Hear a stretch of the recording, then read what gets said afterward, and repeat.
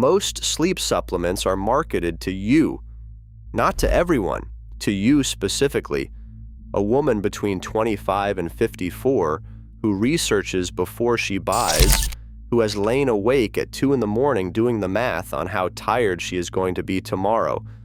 The industry knows exactly who she is, and it has built an entire shelf for her.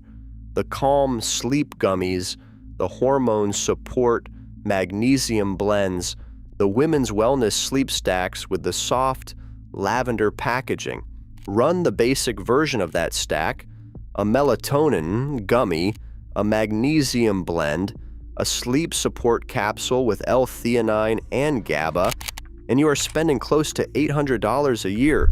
The 5 foods I'm going to give you, the ones the evidence actually supports, cost about $40 a month, often less. And here is the part the shelf does not want you to sit with. Those foods are not a downgrade. In several head-to-head terms that matter, they win.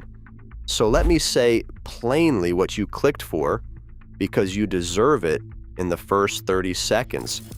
The sleep supplement category has a structural problem, not one bad brand. The whole format and 5 things you can buy at the grocery store tonight outperform it. The reason starts with one word I am going to keep coming back to: the label. The label on your sleep supplement is not regulated the way you think it is. By the time we are done, you are going to look at it differently. And I want to open one loop before we go anywhere, because it is the thing that made me want to make this whole video. There is one food that was tested in a controlled trial, a real one, people sleeping in their own beds, measured against a placebo. The researchers also measured the melatonin content of the food itself. They found that amount of melatonin was far too small to explain anything, and the people eating it still slept 84 minutes longer per night.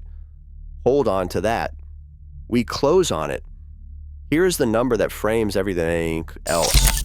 The global sleep supplement market is closing in on $8 billion a year, and it is growing.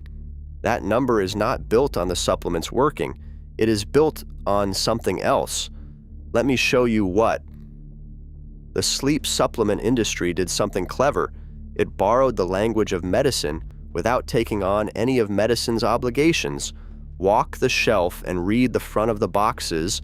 Clinically studied ingredients, doctor formulated, fast absorbing, clinically proven blend. Every one of those phrases is doing a specific job, which is to make your brain file the product next to a prescription, next to something that had to prove itself before it was allowed to make a claim. The categories sort into a few families. There are the melatonin gummies, sold as the gentle hormone that resets your clock. There are the magnesium blends, sold on relaxation and calm.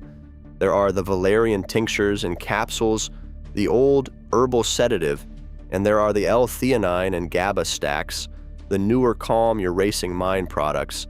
Each family makes a slightly different promise, but they share a marketing spine, and that spine bends toward women. The hormone support framing, the calm sleep framing, the wellness aesthetic, that is not an accident. Women between 25 and 54 are the core buyer, and the products are priced at a premium that the buyer is told reflects quality. Here is where the promise stretches past what the evidence will hold. Supplements in the United States are not drugs. Under a 1994 law called the Dietary Supplement Health and Education Act, a supplement does not have to prove it works before it goes on sale. It does not need a single clinical trial showing the finished product does anything. It only has to avoid claiming to treat a disease. So the products use what is called a structure function claim, supports restful sleep, promotes relaxation, and those claims require no pre-market proof of efficacy at all. The company just has to notify the Food and Drug Administration within 30 days of using the language. That's it. So when the box says clinically studied ingredient, read it carefully, because it is one of the most precise pieces of misdirection in the whole business. It does not say the product was studied, it says the ingredient was, somewhere, at some dose, possibly far higher than what is in your capsule. The study and the pill are two different things wearing the same word. This is the gap that everything else lives inside. The label is allowed to say things the pill cannot do. Now the receipts. Because the format does not just overpromise, independent testing shows it frequently does not contain what it says it contains.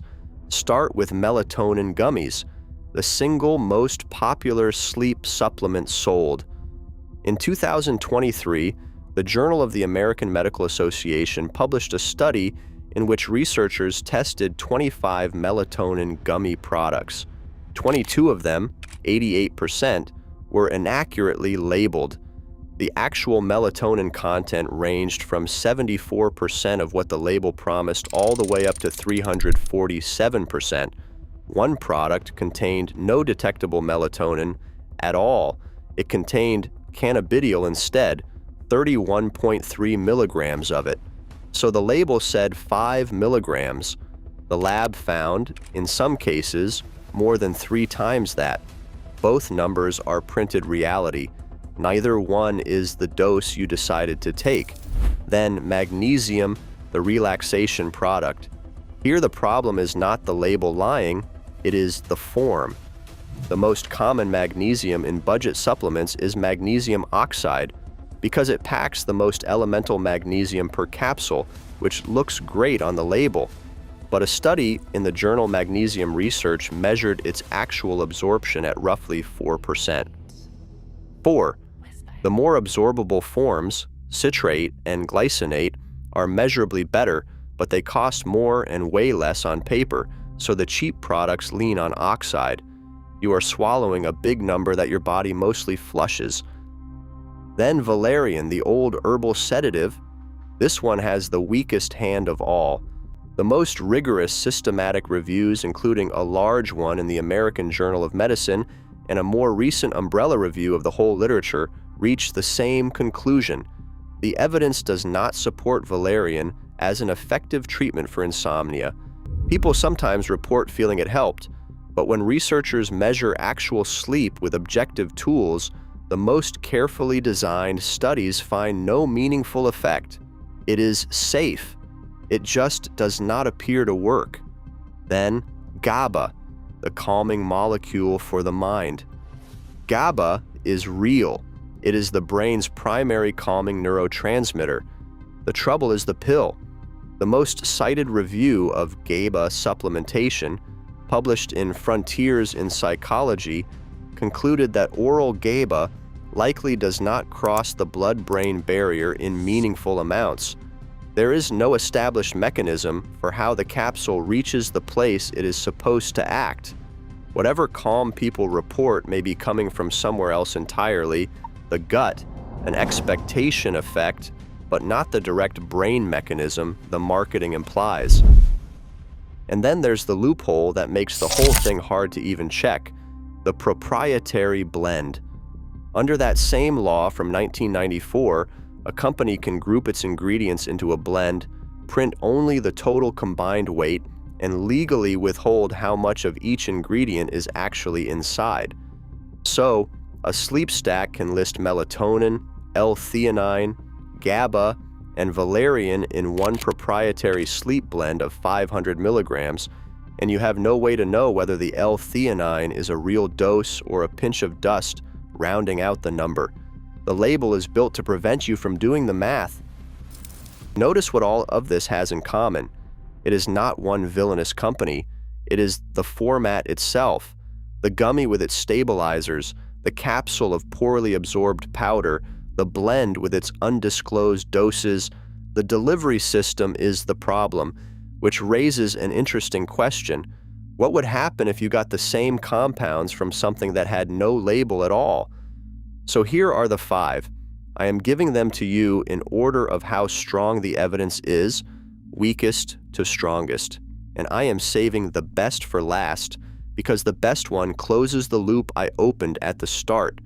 Start with fatty fish, salmon, mackerel, sardines. The compounds are the omega-3 fatty acids and vitamin D.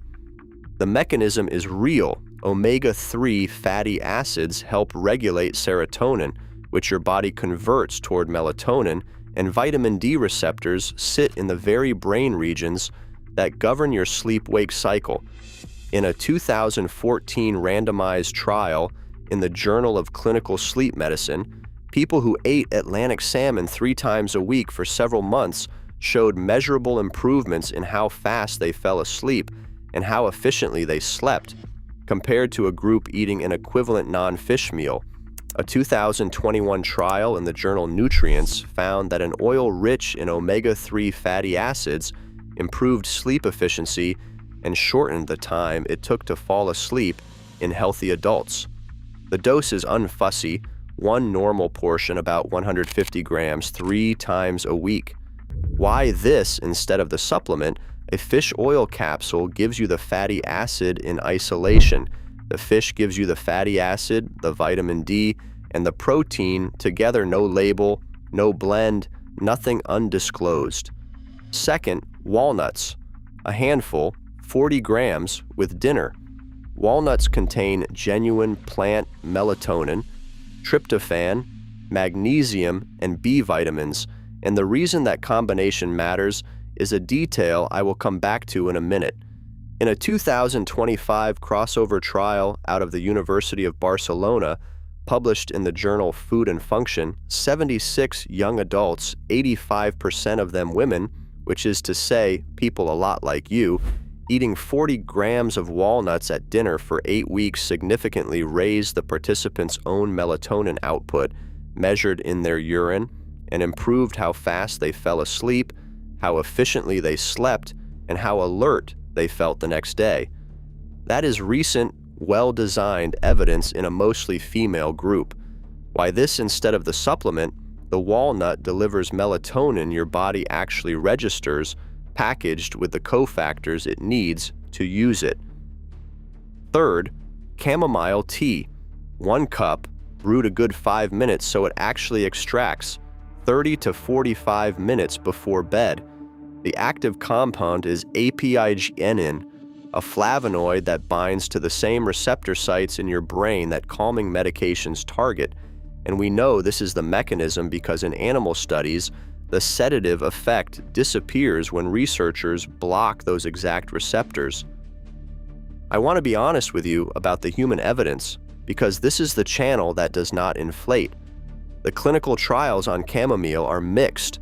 One careful 2011 trial in chronic insomnia patients found no significant objective effect, but a 2019 review of 12 trials found real improvements in sleep quality, especially in older adults and new mothers, and a cup of tea delivers a smaller dose than those studies used.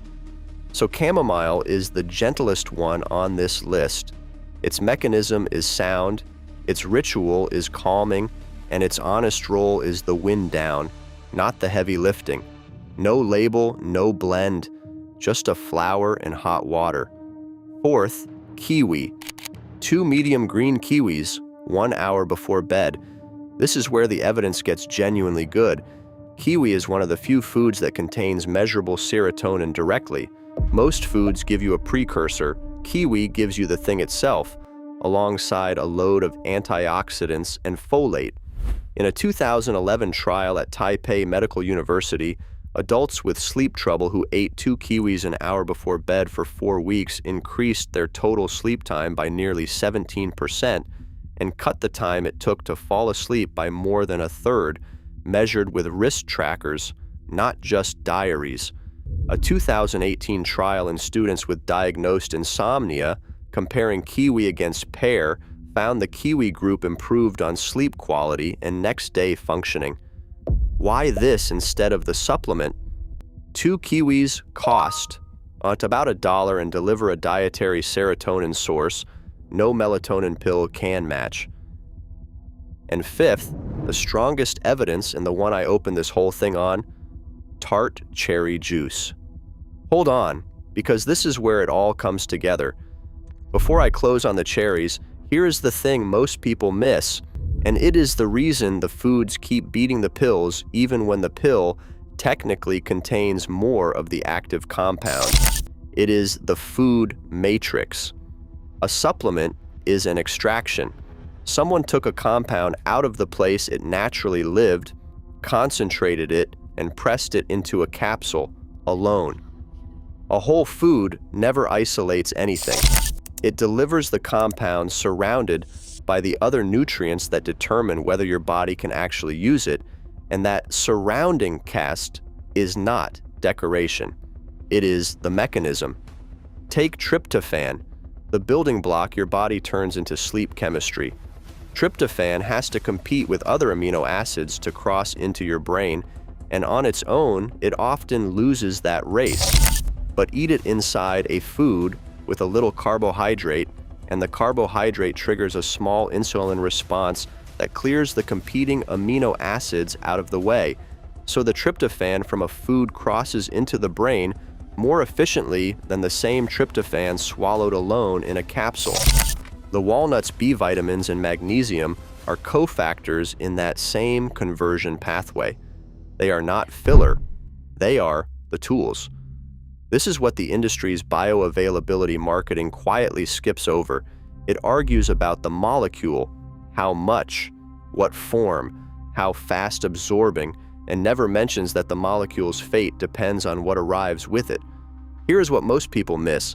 The food does not just happen to contain the same compound as the supplement. The food delivers it better precisely because it was never pulled apart in the first place. That is the thumbnail. That is why food wins. The supplement is a processed extraction of something that already existed in a more usable form. Which brings us back to the cherries and the loop. Forget the $800 for a second. Let it dissolve. Because the most interesting thing in this entire body of research is not a price. It is a small 2018 study published in the American Journal of Therapeutics. Researchers gave older adults with insomnia tart cherry juice twice a day and compared it to a placebo. They did something most studies do not bother to do. They measured exactly how much melatonin was in the juice itself. The answer was 0.135 micrograms per dose. To put that in scale, the melatonin in a typical supplement is somewhere between 0.5 and 5 milligrams, thousands of times more. By the logic of the supplement shelf, this juice should have done essentially nothing. The people drinking it slept 84 minutes longer per night than the placebo group. 84 minutes from a melatonin dose so small, it could not possibly be the explanation. So what was? The matrix. The tart cherry anthocyanins appear to protect your own tryptophan from being broken down, leaving more of it available for your body to make its own sleep chemistry, plus the anti-inflammatory effect, plus the trace melatonin, all working together. It is the one mechanism a supplement label can never advertise because it is not a single ingredient. It is a system. So here's the one thing you add to the cart tonight: a bottle of tart cherry juice. Unsweetened, about $8, top shelf of the juice aisle. Drink 8 ounces in the morning and 8 ounces a couple of hours before bed. That is the whole protocol. And the next time you are standing in front of the supplement shelf, look at the label. It says 5 milligrams.